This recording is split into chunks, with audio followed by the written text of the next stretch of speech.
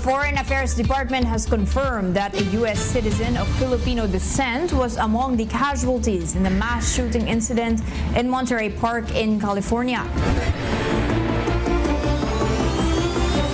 We're really very concerned about it because hindi lang naman Pilipinong natatamaan, maraming namamatay na mga kaibigan ng mga ating mga kababayan rin.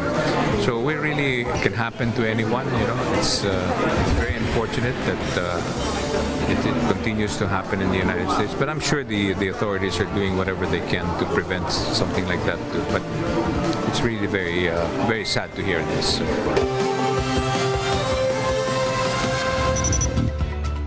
From the nation's capital, all sides, all the time, I'm Robbie Alampay. And I'm Gretchen Ho. The big story tonight.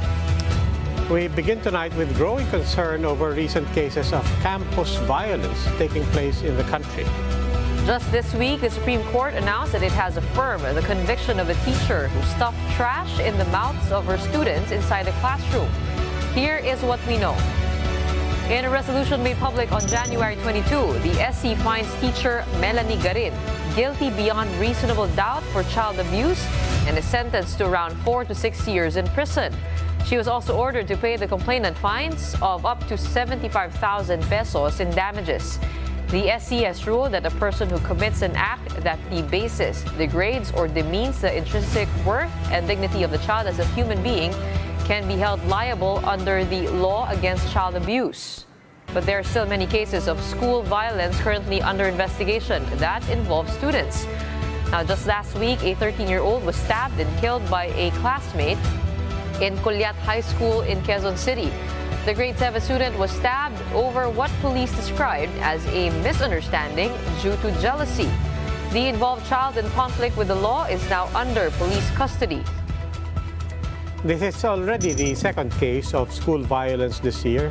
On January 16, 2 senior high school students were injured after a fellow student stabbed them right outside the premises of Kawayan City National High School.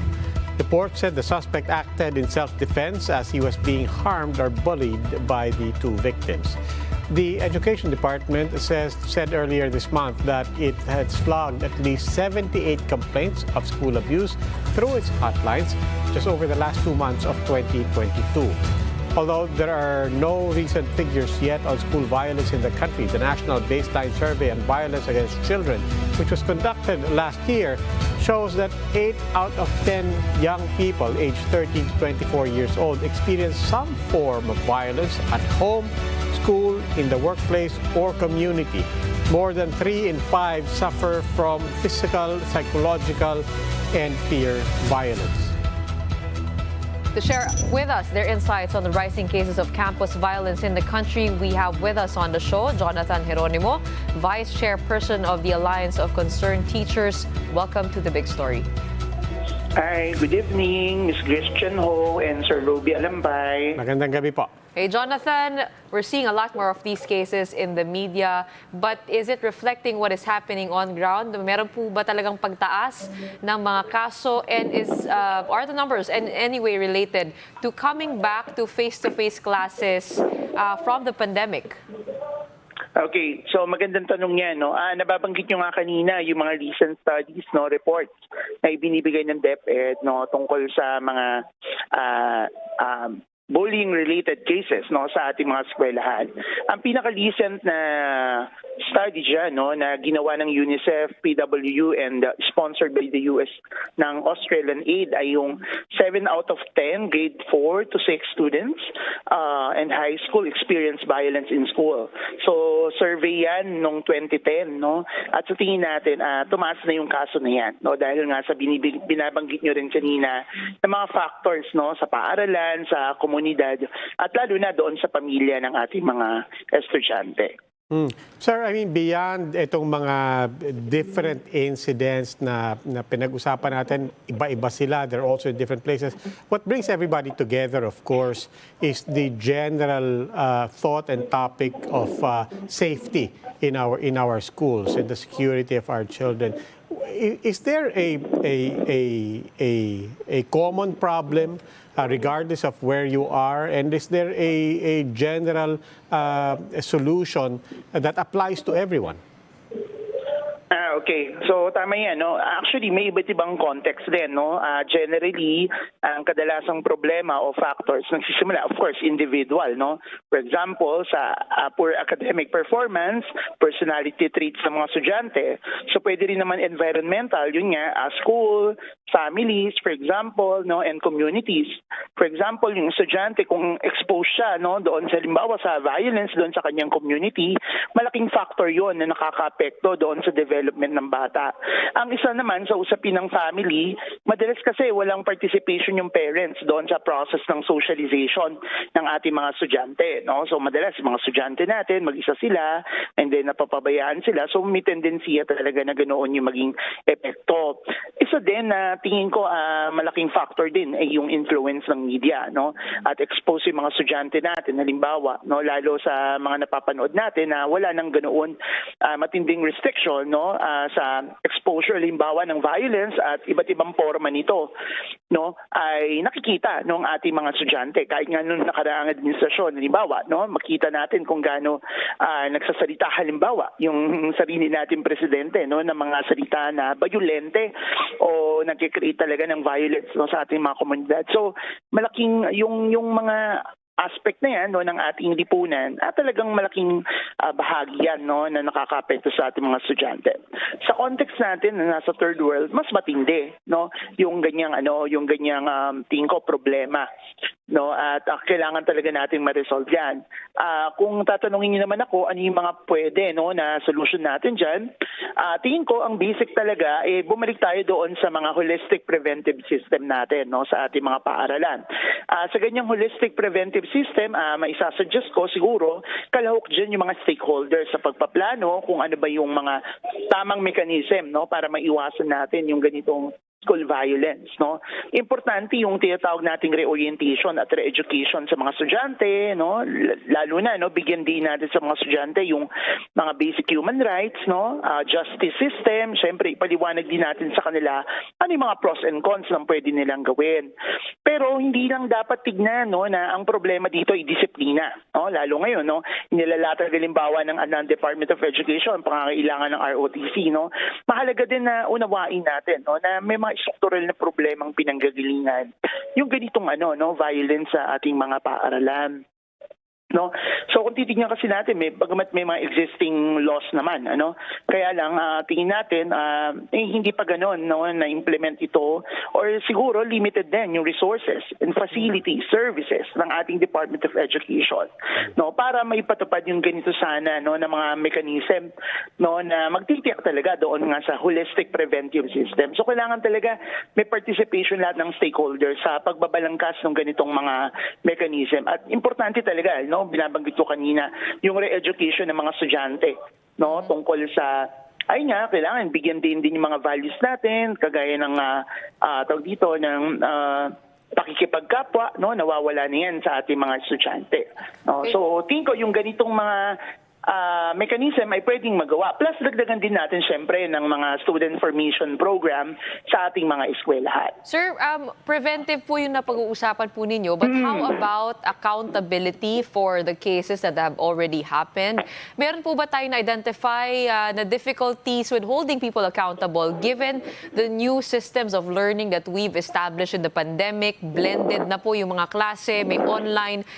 How is accountability now on the school level? Okay. So sa school level naman talaga, yung accountability natin dyan, malinaw naman yan, no? Kailangan tiyakin ng mga eskwelahan natin o talaga yung promotion ng school as safe space, no? Pero kagaya nga ng sinasabi ko, kahit may mga programs, kung limited naman halimbawa yung budget para sa education, para i-support itong mga program na ito, hindi rin siya mangyayari. For example, sa mga crowded classroom natin, no, particular sa public school, no, napakadaming mga estudyante, talaga hindi naman mapupukusan yan ng mga teachers natin, di ba? So, kailangan talaga din magdagdag tayo ng mga school personnel, no, na pwedeng tumulong din doon sa pagtiyak talaga ng ganitong mga problem. So, yun talaga, kailangan yung mga programs na ito at funded dapat yung mga programa na ito. Do you think the DepEd is doing enough to be able to lessen the cases of school violence? Tingin ko naman na ipapatupad nila yung mga basic na protocols. Pero again, tingin ko hindi sapat yung mga programa na in place ngayon sa DepEd. For example, hindi rin naman siguro sapat yung bilang ng mga guidance counselor natin sa mga paaralan. Kung minsan nga itong mga ganitong halimbawa gawain, minsan teacher pa ang gumagawa niyan. Gayon din yung security personnel natin sa mga schools, hindi rin sapat yung bilang niyan, lalo nga sa kung pag-usapan natin ratio o yung population ng mga estudyante sa mga schools natin. So kailangan talaga igit din ng DepEd yung mas mataas na budget sa edukasyon para matiyak yung ganitong mga facilities, services, at programs para matiyak yung yung safe space para sa ating mga estudyante. Okay, Mr. Hironimo, maraming salamat po. That was Jonathan Hironimo of the Alliance of Concerned Teachers.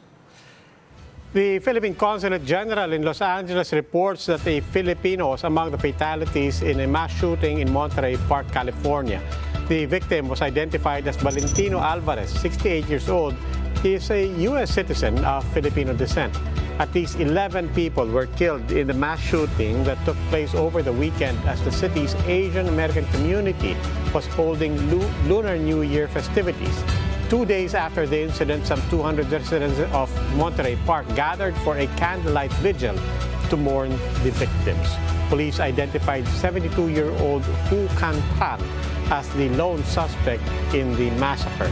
Hours after the attack, the gunman was found by authorities dead in his vehicle with a self-inflicted wound. The police have yet to determine the killer's motive, but some reports suggest that it was compounded by Asian hate. The massacre is the deadliest attack in the U.S. since last year's shooting incident in a Texas school where 21 people were killed. After the break, a group warns that labor lawyers practicing the so-called ambulance chasing could cause a drop in Filipino seafarers being hired by maritime employers abroad. Marina Legal Service Director Attorney Sharon Aledo will join us for a discussion on this when the big story returns. Keep it here on One News.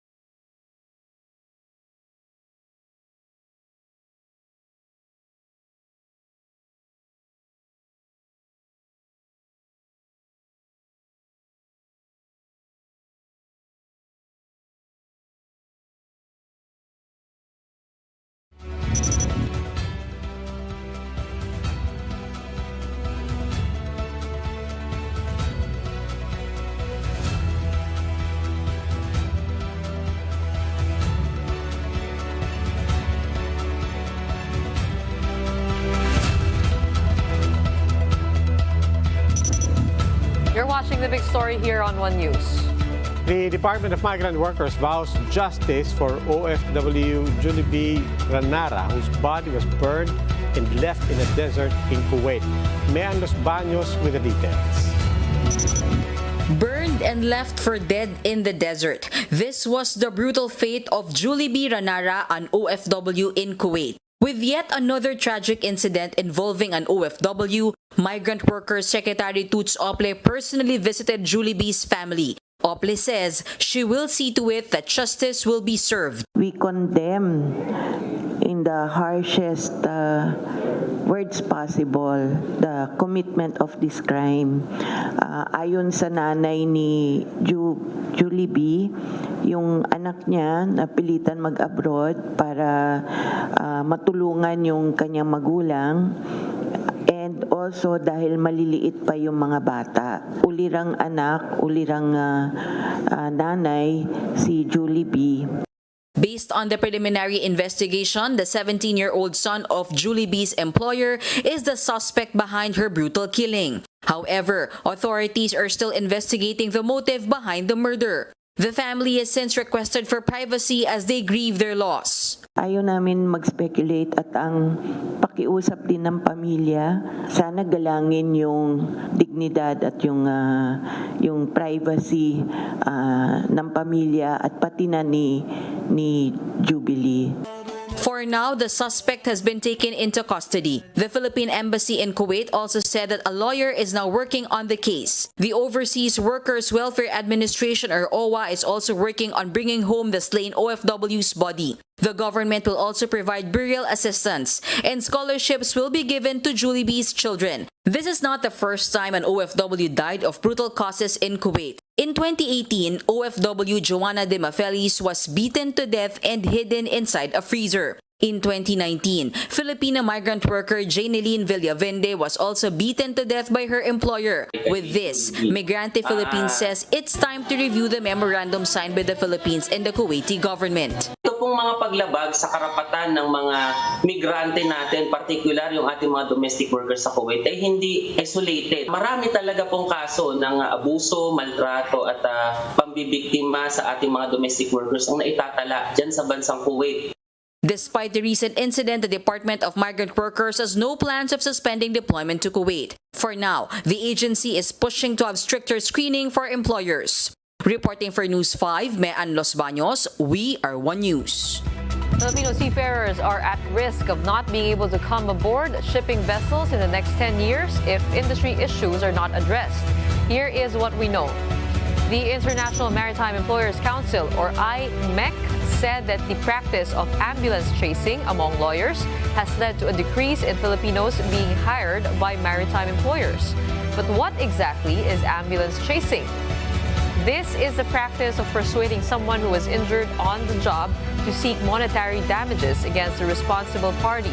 While workers deserve compensation for work-related injuries, ambulance chasers seek larger settlements for even minor injuries because the lawyers get bigger percentages of the compensation. The Association of Licensed Manning Agencies, or ALMA Maritime Group, has called on the Labor Department to exercise political will to address the exploitation of the seafarers' compensation system by these ambulance-chasing lawyers. The group has warned that around 400,000 Filipino seafarers, both officers and non-officers, could be affected by the ongoing issue. Here to give us their reaction on this so-called ambulance chasing issue, which is threatening Filipino seafarers, we have with us live via Zoom Marina Legal Service Director Attorney Sharon Aledo. Good evening. Welcome to The Big Story, ma'am. Thank you, Mr. Robbie Alambay and Ms. Gretchen Ho for inviting me to your show. Magandang gabi po. Ma'am, bigyan niyo po kami ng perspektibo dito because I imagine there are two sides to this, and obviously we're talking about a sector that's very sensitive, very crucial to us, and we don't want to cause any damage. But on the one hand, we hear that some agencies, some companies saying na parang ang bilis naman kami hablan nito, di ba? At parang pinapalaki. On the other hand, you imagine some seafarers legitimately needing legal representation You could imagine that some might argue na baka naman tinatakot lang sila para wala nang aangal sa bawat bagay. So where do we begin to tackle this issue? Indeed, it is a cause for concern, considering the news that we have been reading and the practice of ambulance chasing, as has been earlier shown, is actually the practice of persuading or sweet talking a person who is injured on the job to claim monetary damages, even for minor injuries, from the responsible party. And this practice of lawyers and their agents is actually unethical and is a violation of the Code of Professional Responsibility. So on the part of Marina, considering that our mandate focuses on pre-employment requirements of seafarers, we focus more on their maritime education and training and their certifications. However, we are and we coordinate with the Department of Migrant Workers and also, of course, with the associations of licensed manning agencies to ensure and to help inform our seafarers and their families of this practice. And this practice, as has been explained, should be curbed at all cost because it might affect, of course, the employment of our seafarers. Although, of course, ship owners that are ship owners in the European Union, so long as our Filipino seafarers are competent and they are qualified, then they will still be employed. But the matter of ambulance chasing has to be approached using a tripartite solution. It should be a whole-of-nation approach such that the government, the licensed mining agencies, and the ship owners have to work together and make huge efforts to curb the practice. Of course, the shipping companies or the maritime companies have a way on how to address this. They can file administrative cases with the Supreme Court or the Integrated Bar of the Philippines to address the matter and to do so that the IBP can discipline the lawyers or their agents that are engaged in such practice. I was going to ask, where do you address it at what level? Because obviously hindi naman kasalanan ng mga seafarers. Kung lapitan sila ng abogado, it does seem like something that you will have to be addressed to the lawyers. But on the other hand, at the extreme side of this, how do we also ensure that the rights of our seafarers are respected, and how do we make sure that this is not a slippery slope that ultimately might deprive them just of reasonable redress that they may want to consult lawyers about? Yes, the practice has been criminalized in the Philippines since 2015 with the enactment of the Seafarers Protection Act. And RA 10706 only gives the lawyers at least actually 10% of the award of the compensation that will be given to seafarers for work-related injuries or illnesses.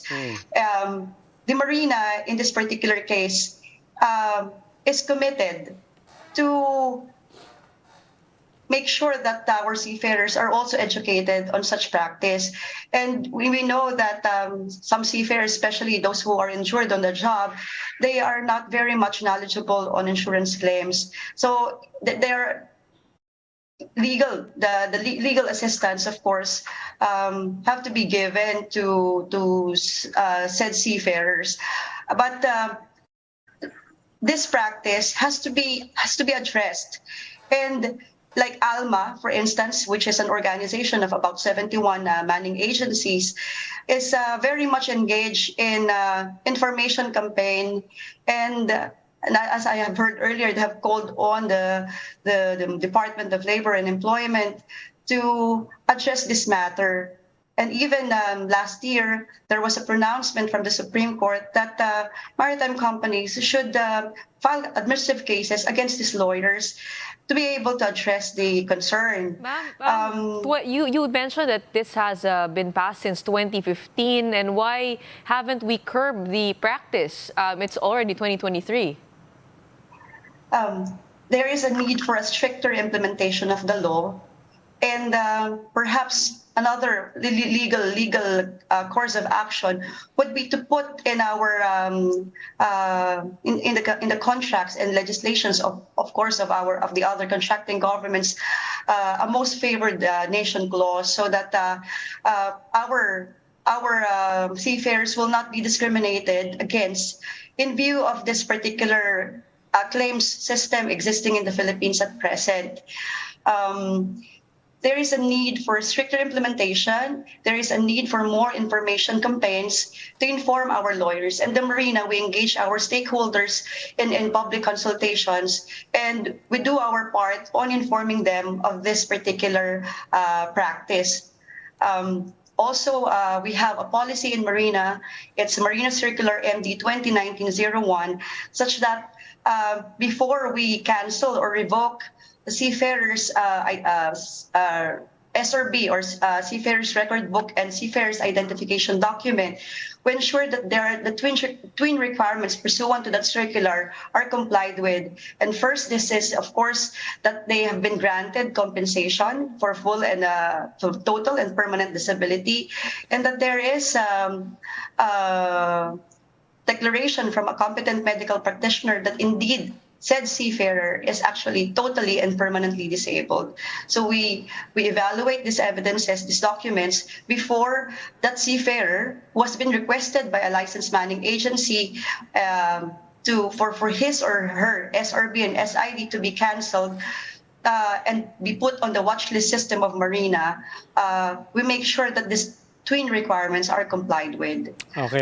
So basically, there should be stricter implementation, of course, of the Seafarers Protection Act, and perhaps a revisit of the provision in the Labor Code, because compensation for work-related injuries and illnesses and death are immediately final and executory, even pending appeal. So maybe a revisit of this particular provision is also should be looked into to be able to help address the situation. Okay, Attorney, maraming salamat po. That was Marina Legal Service Director, Attorney Sharon Aledo. After the break, we take a look at this unusual bridal bouquet used in a wedding. Mahal nito. Nakita ba yan? Find out more when the big story returns. Keep it here on One News.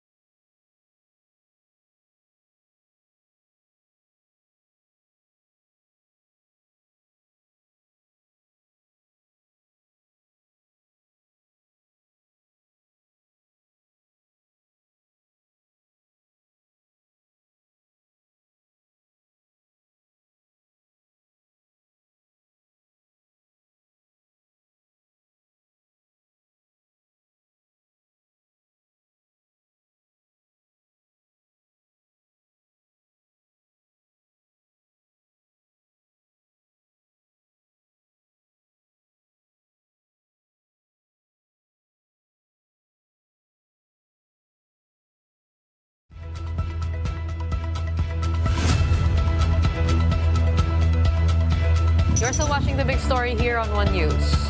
Before we go, here's a couple who recently tied the knot with another interesting concept. And no, it's not the cake or the gown, it's the bride's bouquet. Laika and Erwin's wedding photos have gone viral online, showing the bride's unusual onion bouquet. Netizens enjoy the concept and wish the couple best of luck in their marriage.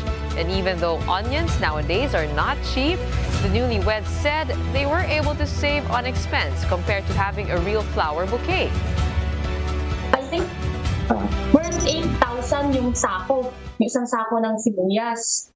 So yung presyo, malayo yung pinagkaiba. If gagamit kami ng flowers, mauubos yung 15,000. Lahat sila nagulat. Sabi na, ay totoo ba yung ganun po talaga yung ano nyo, yung bouquet nyo, ganon. Sabi namin, wala, nandyan na yung sibuyas, tanggapin na lang nila. Yayamanin daw yung kasal namin. Nakatipid pa pala, no? Marangya. Nakakaiyak ika mo. Milyones yung mga flowers. Pinupunta ako sa wedding sa'yo. Ngayon ko nalalaman na mahal pala. No? From onion bouquet, magiging onion buffet yun. Di ba? Wala ka na makikitang ganun ngayon kahit sa restaurant. Sana wag yun, di ba? Yung parang, ano yung sign of what is to come? Sana naman hindi yun yung sign of what is to come in their marriage. Hindi, baka mahal. Di ba? Mahal. Sige. But congratulations, mabuhay sa bagong kasal. And that is the big story tonight. For more updates, follow News 5, the Philippine Star, and Business World Online. You may also log on to onenews.ph for more analysis. I'm Robbie Alampay. The big story is also available via Signal Play app. Make a free account now at signalplay.com and stream One News anytime, anywhere. I'm Gretchen Ho. Stay safe, Philippines. We are One News, all sides, all the time.